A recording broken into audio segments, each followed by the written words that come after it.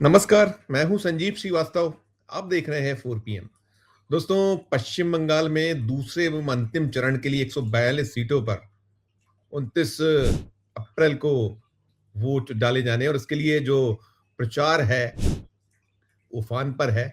और ये कल शाम सोमवार 27 अप्रैल की शाम थम जाएगा। और इसके बाद जो बचे हुए 48 घंटे हैं, इसमें ये जो बेहद बेहद अहम जो दौर है, उसके लिए खंदक की लड़ाई शुरू हो जाएगी। यानी कि जो दल हैं, खासकर जो BJP versus TMC, TMC versus BJP है, मोदी वर्सेस ममता और ममता वर्सेस मोदी, उसको लेकर जो पूरा एक अंतिम जो दौर है, क्षण है, उसे एक जबरदस्त संघर्ष और बढ़ता नजर आएगा। तो वो तो अपनी जगह है, लेकिन जो अब तक का सीन है, जो पहला दौर हुआ है 23 अप्रैल को, उसमें साफ तौर पर उभर कर निकल कर आया है कि वहां किस तरीके से बम्पर वोट डाले गए। जो चाहे पश्चिम बंगाल हो या फिर तमिलनाडु हो, दोनों ही जगहों से एक जबरदस्त और कीर्तिमान वाला वोट डला ये निकला। हालांकि उसमें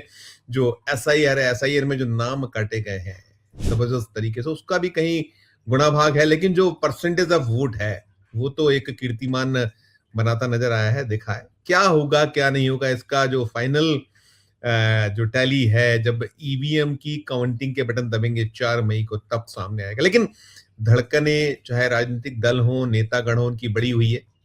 और देश की यदि निगाह नजर है, जो 5 विधानसभाएं हैं, 5 में 4 राज्य हैं, जैसा मैंने कहा, अभी पश्चिम बंगाल में सेकंड एंड फाइनल जो फेज है उसकी लिए वोटिंग होनी है। और उधर तमिलनाडु में जो सीट्स हैं 234, उसके लिए कैद हो चुके हैं जो प्रत्याशियों के भाग्य। और उसके पहले चाहे असम हो या फिर केरलम हो या पुडुचेरी हो, वहां भी ईवीएम में कैद है प्रत्याशियों के भविष्य। और अभी सबसे ज्यादा कहीं निगाह नजर है तो वो निश्चित तौर पर सबसे ज्यादा पश्चिम बंगाल फोकस में है कि वहां क्या भारतीय जनता पार्टी अपना जो उसका पूरा इस समय कौशल दांव पर है, और जिस तरीके से मोदी शाह ने पूरी ताकत झोंकी है गुजरात वर्सेस बंगाल, कामयाब हो पाएंगे। तो कयासबाजी का दौर तेज है। और ये जो जबरदस्त जो वोटिंग है, उसे लेकर दावे प्रतिदावे, अपने अपने आकलन हो रहे हैं। जो पंडित हैं, चुनावी विश्लेषक हैं, वो अपनी बातें कह रहे हैं, कर रहे हैं, और उदाहरण अलग अलग दिए जा रहे हैं। ये निकल रहा है कि इसके पहले कई बार ऐसा हुआ है कि जब बहुत जबरदस्त वोटिंग हुआ है, बल्कि ये भी निकला है कि 2 दर्जन से ज्यादा ऐसे चुनाव अभी रहे हैं हाल ही में 2014 के बाद, जहां जब जब वोट बढ़ा है तब तब एंटी इनकम्बेंसी चली नहीं है। ज्यादातर बार, अधिकांशतः वापसी जो सत्तारूढ़ दल है उसकी हो गई है। अभी बिहार इसका उदाहरण आपके सामने, और बिहार तो बहुत जबरदस्त एक वोटों से, जबरदस्त सीटों से हासिल हुई थी जो एनडीए है उसको जीत। तो अब क्या कुछ होगा बंगाल में, वो सब चल रहा है। जैसा मैंने कयासबाजी, विश्लेषण, दावे प्रतिदावे, और इन सब के बीच जो सट्टा बाजार है, क्योंकि जो हमारे देश में अधिकृत तो नहीं है, लेकिन सट्टा तो जमकर होता है। हर जो छोटी छोटी चीज से बड़ी बड़ी, खासकर चुनाव जब हो, तो चुनाव तो जैसे ही सरगर्मियां शुरू होती हैं, वैसे ही ये जो बाजार है उफान पर आना शुरू हो जाता है। और जब जब इसका समापन के आसपास होता है, तो फिर वो चरम पर पहुंचता है। एक उसका उबाल जो है वो बिल्कुल शबाब पर होता है, हम कह सकते हैं। और जो खबरें निकल रही हैं वो चौंकाने वाली हैं, खासकर बंगाल और तमिलनाडु को लेकर। बाकी जगह तो बहुत चीजें हैं। साफ है कि केरलम में जो है निकल रहा है कि इस बार यूडीएफ जो है वो जबरदस्त तरीके से सत्ता में आने वाली है। और जो वहाँ विजयन है वो हैट्रिक नहीं लगा पाएंगे, ये कहीं एक सूचना है। उधर पुडुचेरी में जो बाजार है वो कहता है कि एनडीए की अच्छी खासी बढ़त। और ऐसी असम में निगाह नजर ये है कि वहां भी एक जो बम्पर वोटिंग हुआ है, तो वहां ये माना जा रहा है कि एनडीए बढ़त बनाए हुए, लेकिन उसकी सीटें क्या होंगी, तो जो बाजार के जो अलग अलग आंकड़े आ रहे हैं। लेकिन जो सट्टा बाजार से जुड़े जो इंदौर के सूत्र है, मैं मध्य प्रदेश से आता हूँ, और मध्य प्रदेश में जो इंदौर है, वहां तो पानीपतरा सट्टा बड़ा ख्यात है वहां। और क्रिकेट हो, तमाम हो, जबरदस्त ढंग से होता है। तो वहां भी इस वक्त जो है इस बाजार में उफान बना हुआ है। जो हमारे सोर्सेस हैं, 4 PM के सोर्सेस हैं, वो बतला रहे हैं कि इस वक्त जो असम है, शुरुआत वहीं से करना चाहूंगा। असम में 99 से 101 जो के बीच की सीटों का कहीं आकलन है, कुल 126 सीटें एनडीए के हक में आ सकती हैं, इस तरीके का बाजार जो है वहां खेला जा रहा है। और जो एएसएम है वो 23 से 25 की कहीं सूचनाएं आ रही हैं। तो जो 126 कुल सीटों का कुछ गणित इस तरीके से निकल रहा है। कल्पना करिए कि यदि ऐसा कुछ है तो जो हिमंता बिस्वा शर्मा हैं, जो मौजूदा मुख्यमंत्री हैं, और आपने असम देखा था, असम कैसा गर्म रहा है पूरा का पूरा चुनाव, और जबरदस्त जो हिंदू मुसलमान, वहां तो एसआईआर भी नहीं होने दिया गया था और उसको लेकर भी बहुत सारे प्रश्न उठे, सवाल उठे। लेकिन अभी जो ये बाजार है, सट्टा बाजार है, वो यही बतला रहा है। और ऐसा है तो बल्ले बल्ले है। और निश्चित तौर पर जो कद है, तमाम जो आप सोचिए, जो Gaurav Gogoi versus chief minister of Assam के बीच, या जो कांग्रेस वर्सेस वहाँ एनडीए है, बीजेपी है, उसके बीच, और जो पवन खेड़ा, आप तो देखा ही देखा कि किस तरह का पूरा चुनाव के दौरान हमले रहे। एक जो उसकी जो कहीं कानूनी जो दांव पेच हैं और वो सब अभी चल रहे हैं, सारा कुछ है।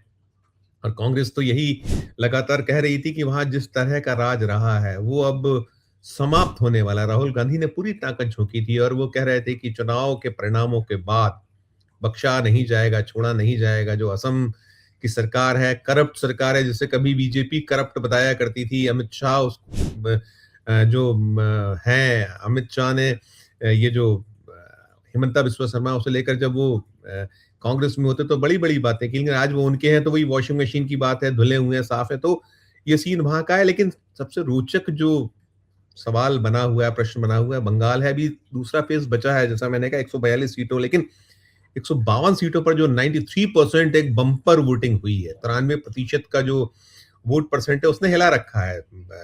विश्वास जो है कोई भी दल ठीक से कर नहीं पा रहा है। दावे तो जरूर हुए हैं। कहा गया है अमित शाह की ओर से कि 152 में 110 हमारी हैं पहले चरण की, और दूसरा फेज भी ऐसे ही रहेगा। और उधर जो ममता बनर्जी, टीएमसी है, अभिषेक जो उनके भांजे हैं बनर्जी, वो फरमा रहे हैं कि 127 130 सीटें हमें मिलने वाली। महिलाओं ने बिल्कुल जमकर वोटिंग की। और वहां भी जो, अगर हम बात करें, जो गेम चेंजर हुआ था, जैसे मध्य प्रदेश में रहा था 2023 के चुनाव में, किसी ने नहीं सोचा था कि 164 सीटें बीजेपी हासिल कर लेगी 230 में। लेकिन वो जो लाडली बहना योजना थी, और बंगाल में जो है, बंगाल अलग तासीर का सूबा है। वहाँ ममता बनर्जी भले ही लगातार लगातार सत्ता में, एंटी इनकम्बेंसी की बात हो रही है, लेकिन उनके पक्ष में बहुत सारी चीजें मानी जा रही हैं। जो चुनावी पंडित भी कह रहे हैं, सारा कुछ है कि जो उन्होंने जिस तरीके से एक काम किया, और खासकर महिला वर्ग के लिए जो कार्य किए गए हैं, जो कैश बेनिफिट है, उन्होंने भी उसमें, और तमाम कोणों को उन्होंने चुनाव के पहले, चुनाव के बाद, चुनाव के दरमियान सारी उस एंगल्स को ध्यान रखा है।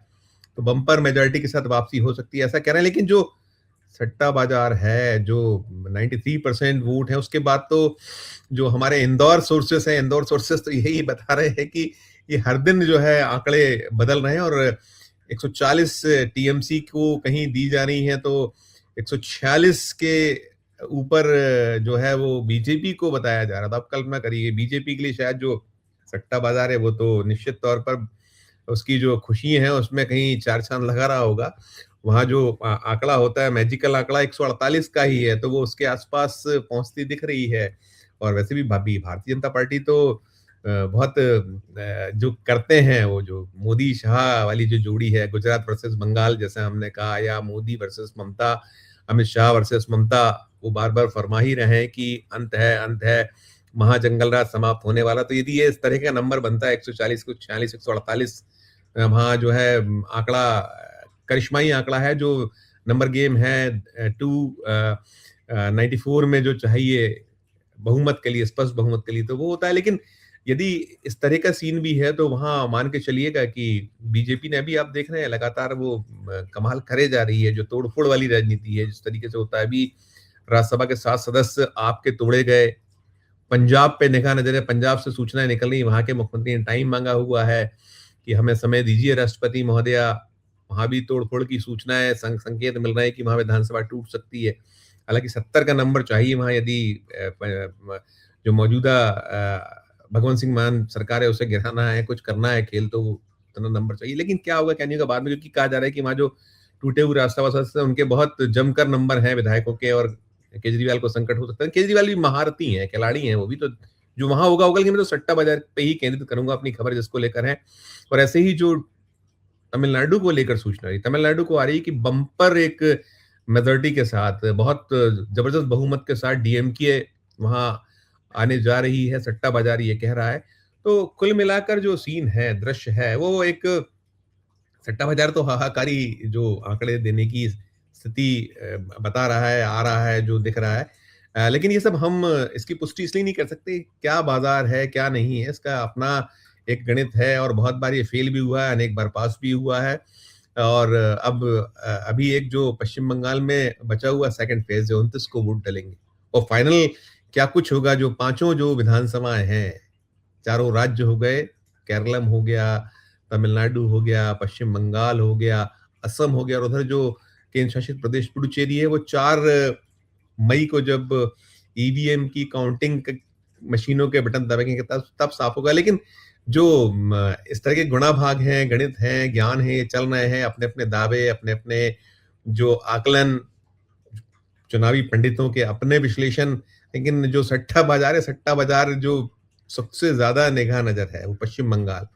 ये जो इंदौर के हमारे सोर्सेस हैं, वो जो आंकड़े दे रहे हैं, वो है उधर जो फलौदी सट्टा बाजार है, देश का बड़ा जाना माना जो इस बाजार को माना जाता है, उसके आंकड़ों को लेकर भी बहुत बात हुई थी। वो कह रहा है कि दीदी की कुर्सी खतरे में उस ओर से निकल कर आ रही है, बताया जा रहा है, और 150 प्लस के आसपास के आंकड़े भी निकल रहे हैं। तो देखिए क्या होता है, क्या नहीं होता है, किस तरह का एक सीन बनता है। लेकिन कुल मिलाकर चूंकि ये जो तमाम कयासबाजी जो राजनीति है, राजनीति संभावनाओं का खेल है।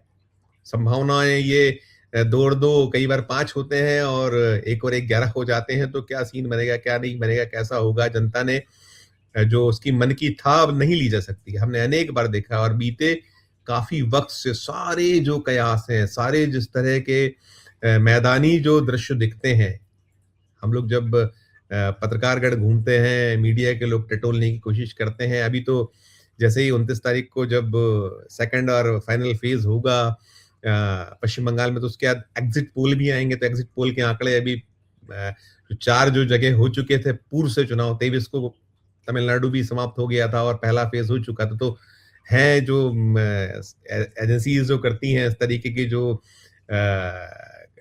एक्सरसाइज करने वाली, वो सब वो भी निकलेगा, आएगा सामने 29 को। लेकिन उसके पहले अभी जो निकल रहा है, सट्टा बाजार का सीन तो यही बना हुआ है।